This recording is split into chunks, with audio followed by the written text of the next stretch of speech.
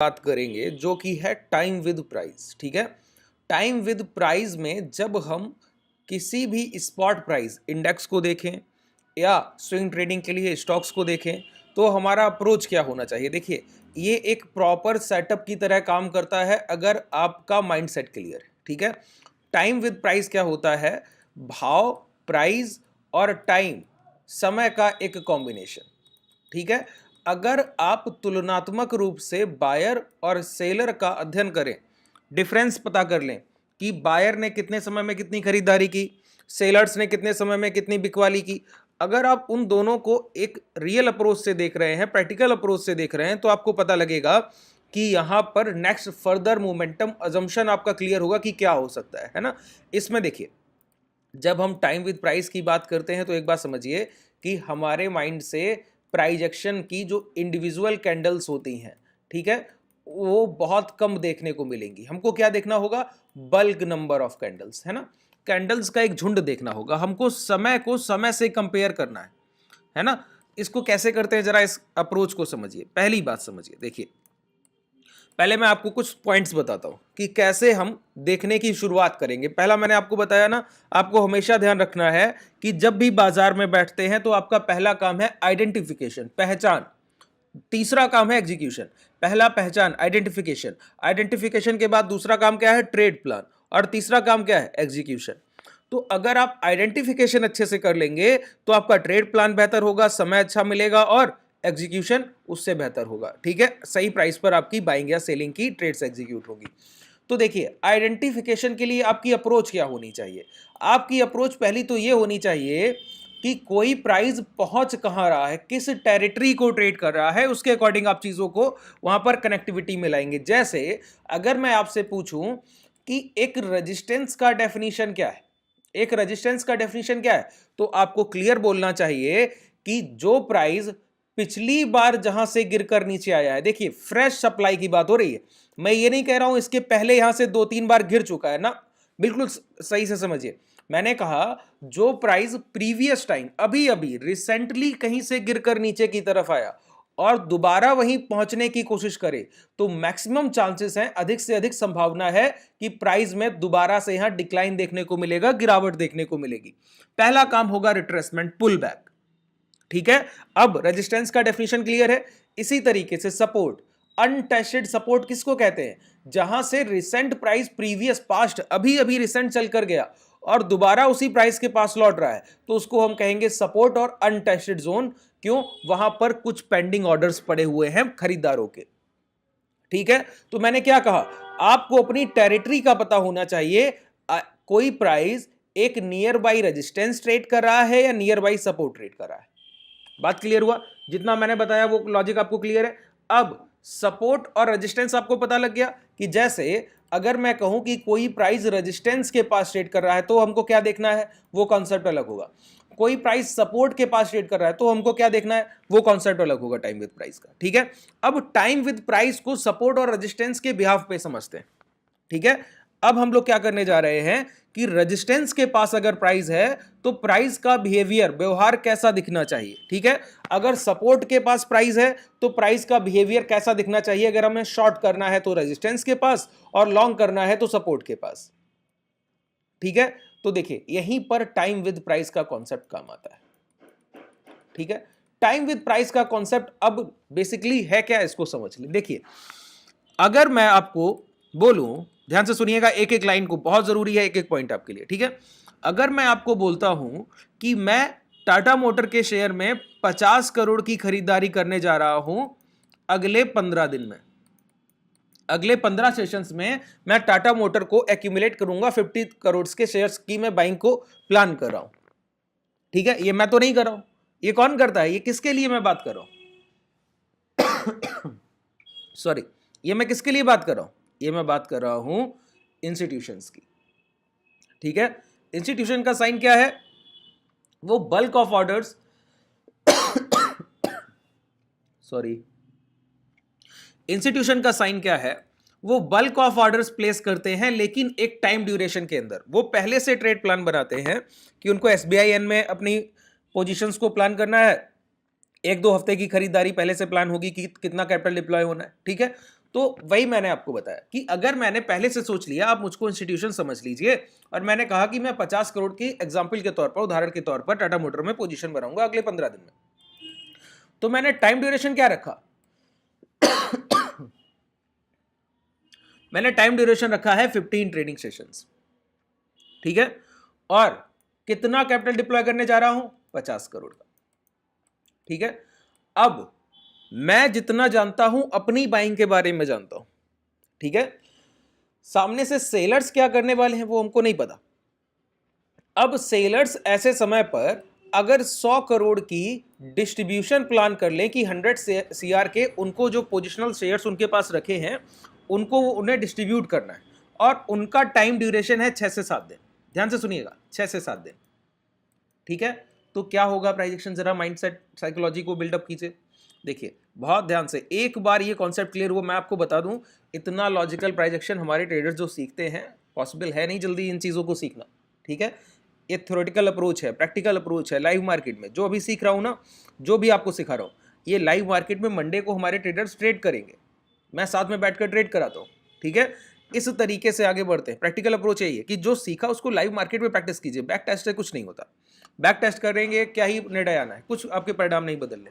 जब live market में आपका पेशेंस टेस्ट होगा, आप मेरे साथ बैठे होंगे, फिर आपकी ट्रेड्स एग्जीक्यूट हो रही होंगी, तो उसका डिफरेंस आपको बिल्कुल आपके डीमैट में बिल्कुल अलग से दिखेगा कि आपने क्या अंतर पाया है, अपनी ट्रेडिंग एबिलिटी कितनी इनहेंस कर ली है समय के साथ, ठीक है। इसीलिए हम लोग टाइम ड्यूरेशन लंबा रखते हैं कि आपका जो प्रोग्रेस हो वो साफ दिखे। तो 4 से 5 महीने का समय लगभग बैच खत्म होते होते हो जाता है। बताया 3 महीने का आपको जाता है कि 3 महीने में रेगुलर आपके सेशंस खत्म होंगे, लगभग खत्म होते होते 4 महीने से 5 महीने का समय लगता है आपको पूरी तरीके से परफेक्शन तक पहुंचने तक, पीक लेवल तक पहुंचने में, ठीक है। तो इस कॉन्सेप्ट को, उसी का ये पार्ट, हम क्लासेस में जिस तरीके से चीज़ों को सीखते हैं उसका, उन्हीं कॉन्सेप्ट का एक ये कॉन्सेप्ट पार्ट है। देखिए अब एक बात बताइए, पहले बायर ने बाइंग प्लान किया ना, पहले बायर ने बाइंग प्लान किया कितने, 50 करोड़ से 15 ट्रेडिंग सेशन में डालना है, ठीक है। तो एवरेज पर ट्रेडिंग सेशन कितना पैसा आ गया?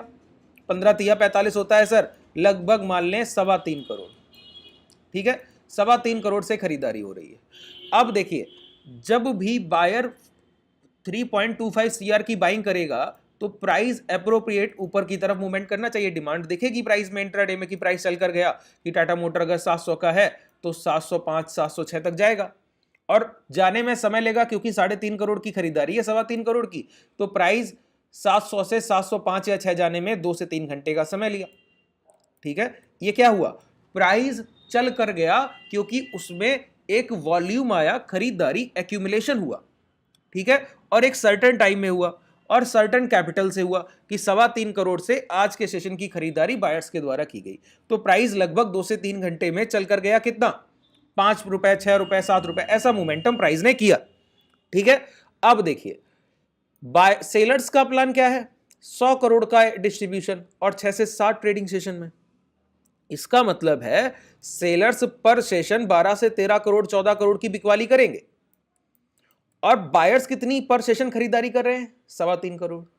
इसका मतलब है जब बायर्स का ये मोमेंटम खत्म होगा तो सेलर्स जब सेलिंग करने आएंगे तो उनकी 12-13 करोड़ का पैनिक कितना होगा, इससे 4 गुना, मान रहे हैं ना, 4x।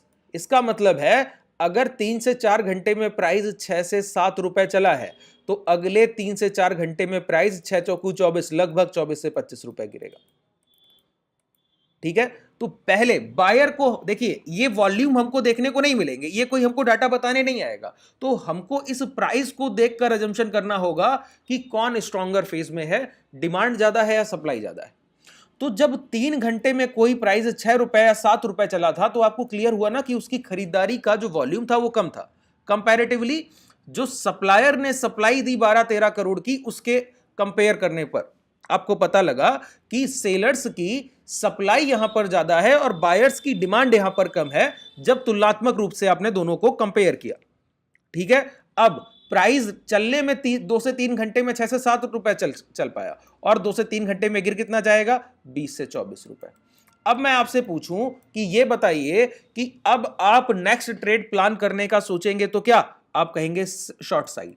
क्यों, सेलर स्ट्रॉन्ग दिखता है टाइम विद प्राइस के कॉन्सेप्ट में कि कोई भाव 3 घंटे में 4 रुपए चलकर गया और वही भाव अगले 3 घंटे में 20 से 25 रुपए गिर गया, तो अब मैं शॉर्ट साइड हूं, क्योंकि एवरेज सप्लाई सेलर की ज्यादा है, वो कल भी यही काम कर सकता है, अगले सेशन में भी यही काम कर सकता है।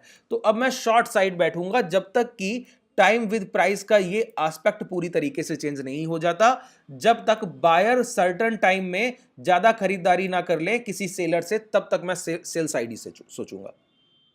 ठीक है, अब देखिए आपको क्लियर हुआ टाइम विद प्राइस का कॉन्सेप्ट। देखिए कोई प्राइस एक निर्धारित समय में 10-15 पॉइंट का मोमेंटम करे और उसी निर्धारित समय में डाउन साइड 20 से 25 पॉइंट का मोमेंटम करे, तो आप कंपैरेटिवली समझ लेंगे ना सेलर स्ट्रांग है। इसी तरीके से कोई प्राइस 10 पॉइंट गिरता है 1 घंटे में और 20 पॉइंट चलता है, 15 पॉइंट चलता है उसी अगले 1 घंटे में, तो बायर यहां पर स्ट्रांग हुआ कि नहीं हुआ? तो अब वॉल्यूम को देखने की जरूरत रहेगी क्या? तो टाइम विद प्राइस, प्राइस कितने समय में कितना चला और कितने समय में कितना गिरा, अगर तुलना कर ली जाए तो लगभग क्लियर हो जाता है डिमांड ज्यादा है या सप्लाई। और जो पोजीशन जिस समय ज्यादा बिल्डअप हो रही होंगी, एक ट्रेडर का काम है उसी ट्रेंड के साथ बने रहना। मैंने आपको एक पिक्चर पूरी तरीके से क्लियर कर दी। ठीक है, अब मैं क्या बोलता हूं, अगर किसी रेजिस्टेंस के पास, मैंने पहले बोला कि किसी टेरिटरी में, किस टेरिटरी में प्राइस ट्रेड कर रहा है, रेजिस्टेंस के पास, तो प्राइस चलकर जा रहा है 5-6-7 रुपया और गिर रहा है उस रेजिस्टेंस से 8-9-10 रुपया, तो इसका मतलब है यहां पर शॉर्ट सेलिंग की अपॉर्चुनिटी ढूंढी जाए, आपको एक और गिरावट का मौका मिल सकता है। बात क्लियर हुआ? अब किसी सपोर्ट के पास ट्रेड कर रहा है जो कि अनटेस्टेड जोन है और वहां प्राइस गिर रहा है, धीरे धीरे नीचे आ रहा है, 8-9 रुपए गिरा, 4-5 घंटा ले लिया। जैसे बैंक निफ्टी है 300 पॉइंट का करेक्शन किया लेकिन 3 से 4 घंटे लिए, और वही 300 पॉइंट दोबारा से सपोर्ट से पुल बैक आने में मात्र 20 से 25 मिनट लगा या 1 घंटा लगा। तो बायर यहां पर स्ट्रांग है कि नहीं? लिक्विडिटी ज्यादा है, डिमांड ज्यादा है, तो यहां पर बाइंग प्लान करना चाहिए।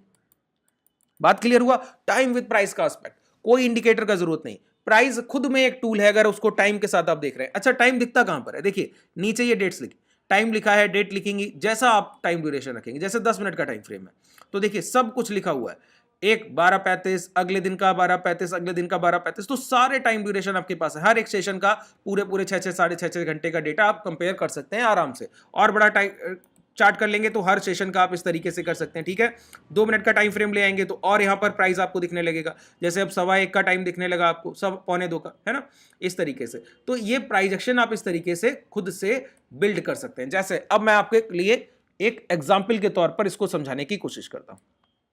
ठीक है, देखिए यहां पर प्राइस की शुरुआत होती है।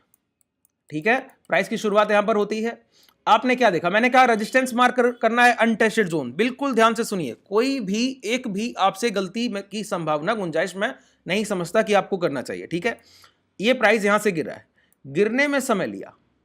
ठीक है, अब अगर आप पाएंगे तो 9:25 पर हाई लगे और ये लो लग गए कितने समय पे? 11:35 पे। 9:25 से 11:35 लगभग 2 घंटे 10 मिनट का समय लगा इतनी गिरावट में।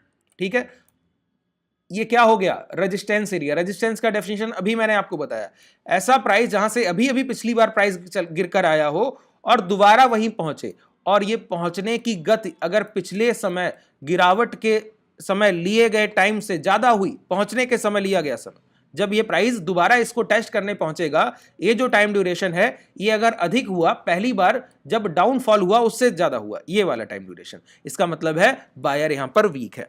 तो देखिए पहली बार लिया 2 घंटे 10 मिनट का समय सेलर्स ने सेल करने में, उसी क्वांटिटी को बाई करने में बायर्स ने कितना समय लिया? 11:35 का ये टाइम है और ये टाइम है अगले दिन का 9:25। 12:35, 1:35, 2:35, 3:30 पे बाजार बंद होता है, 4 घंटे के आसपास समय हो गया, और अगले दिन का पहला 10 मिनट, तो लगभग 4 घंटे। देखिए सेलर्स ने उतनी ही सेलिंग करने में 46,050 के प्राइस को यहां तक लाने में कितना टाइम लिया बताइए? 46,050 का प्राइस ये है और ये है 45,600, तो लगभग 400 पॉइंट की गिरावट के आसपास का टाइम लिया, 2 घंटा 10 मिनट सेलर ने। ठीक है, 400 पॉइंट को सेल करने में, और उतनी ही खरीदारी करने में बायर्स को कितना समय लग गया? 4 घंटा के आसपास का समय लग गया। तो लगभग 2 गुना स्ट्रांग है कि नहीं है सेलर? जब प्राइस यहां पहुंचा तो हमको ब्रेकआउट देखना है या यहां से रिट्रेसमेंट, दोबारा से पुल बैक देखना है ना? तो देखिए प्राइस जैसे ही एक कैंडल क्लोज करके अंदर आता है, ट्रेड द ट्रैप TTT को अप्लाई कीजिए, शॉर्ट्स का पोजीशन लीजिए, ये प्रॉफिट आपके लिए। ये प्रॉफिट किसके लिए है? आपके लिए। बात क्लियर हुआ? जब आप टाइम विद प्राइस के कॉन्सेप्ट को ऐसे देखेंगे, आप कहेंगे कोई दूसरा रेजिस्टेंस की बात कीजिए, ये तो मेरे लिए पुराना लगता है सर कि ये अभी कल की ही बात है हालांकि, लेकिन और रिसेंट और कोई ऐसा रेजिस्टेंस इसको आप देखना चाहें तो मैं यहां पर आपको दिखाऊं।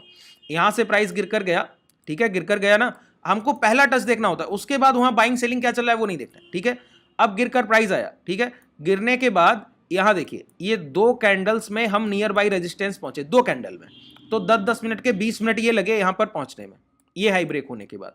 और फिर इन 2 कैंडल्स को कवर अप करने में कितना समय लग रहा है, 1 2 3 4 5 6 7, 20 मिनट की खरीदारी है और 70 मिनट की सप्लाई है, वो भी कब, एक रेजिस्टेंस के पास से जब आप लौट रहे हैं तो आपको इस तरीके से गिरना चाहिए कि मैं पहुंचा ऐसे हूं, आप मुझसे डबल दुगनी तेजी से गिरना चाहिए, क्योंकि आप 4 घंटे में उतना मैं खरीद पाया जितना आप 2 घंटे में सेल कर चले गए थे सर। तो अगर आप अच्छे सप्लायर हैं तो ये आपका सप्लाई जोन होना चाहिए, है ना। ये आपका क्या तरीका हुआ कि मैंने 20 मिनट में इतनी खरीदारी की और आप 70 मिनट में उसको सप्लाई कर पाए, जबकि ये तो आपका शॉर्ट सेल का जोन है। यहां पर आपकी पिछली पोजीशन बहुत एग्रेसिव बनी थी, इसका मतलब है बायर यहां पर स्ट्रांग है। यहां पर इस रेजिस्टेंस पर अब एक टेस्ट हो चुका, अब आपको शॉर्ट करने की जरूरत नहीं है, इंतजार कीजिए किस बात का, दोबारा से कंपेयर करने का। दोबारा कंपेयर कैसे होगा बताइए। अब देखिए 6-7 कैंडल ये बनी थी, पिछले तुलनात्मक रूप से बायर यहां स्ट्रांग दिखा, अगर इसका ब्रेकआउट भी बायर देखिए 6-7 कैंडल को दोबारा सिर्फ 2 कैंडल में 20 मिनट में दोबारा से ब्रेक कर दिया, इसका मतलब है अब ये प्राइस लोअर साइड ट्रेड करने की संभावना बहुत कम रखता है रेदर देन हायर साइड, कि अब ये प्राइस अप ट्रेंड की तरफ जाएगा, डाउन ट्रेंड की तरफ आने की पॉसिबिलिटी ना के बराबर लगती है। तो देखिए प्राइस यहीं रुका, कंसोलिडेशन किया और हाई की तरफ निकल गया। ये देखिए ब्रेकआउट कब देखना है रेजिस्टेंस का, टाइम विद प्राइस से क्लियर हो गया। ब्रेकआउट कब नहीं देखना है, कब पुल बैक देखना है, टाइम विद प्राइस से क्लियर हो गया। तो नियर बाई रेजिस्टेंस, मैंने क्या कहा आपको, टाइम विद प्राइस का कॉन्सेप्ट आप जैसे जैसे देखेंगे, मैंने आपको कुछ टॉपिक आपको टाइम विद प्राइस के बताएं, ये बहुत ब्रॉड सब्जेक्ट है, बहुत समय लगता है इसको कवर अप करने में, इसके टाइम विद प्राइस के बहुत सारे कॉन्सेप्ट हैं, ठीक है। क्लासेस में जब आप एनरोल करते हैं, जैसे आज मैं बेसिक्स की शुरुआत करूंगा अपने क्लासेस में, अगर आप ज्वाइन करना चाहें तो नीचे डिस्क्रिप्शन में आपके पास कॉन्टैक्ट डिटेल है, टेलीग्राम का लिंक है, व्हाट्सएप ग्रुप का लिंक है, उनको ज्वाइन कर सकते हैं, ठीक है। और जो भी बेसिक्स सैटरडे संडे को आज मैं क्लियर करूंगा, इन्हीं के बिहाफ पर मंडे को आपको ट्रेड एग्जीक्यूट कराए जाएंगे हेज के, ठीक है। हेज पोजीशन वो पोजीशन होता है जिसमें मार्केट अगर 1000, 1500, 2000 पॉइंट की रेंज में कहीं भी ट्रेड करता रहे, कोई लॉस नहीं, कोई रिस्क नहीं होता हमारी पोजीशन पर, हर हाल में हम प्रॉफिटेबल होते हैं, ठीक है। चलिए आज के लिए पर्याप्त है, अगर कोई भी डाउट रह गया हो तो कमेंट सेक्शन में बताइएगा, वीडियो पसंद आया हो तो लाइक कीजिएगा और अपने लोगों के साथ, जो आपके जिनको आप पसंद करते हैं और जिन आपको लगता है कि उनका इससे कुछ भला हो सकता है, उनके पास इसको शेयर कीजिए। धन्यवाद।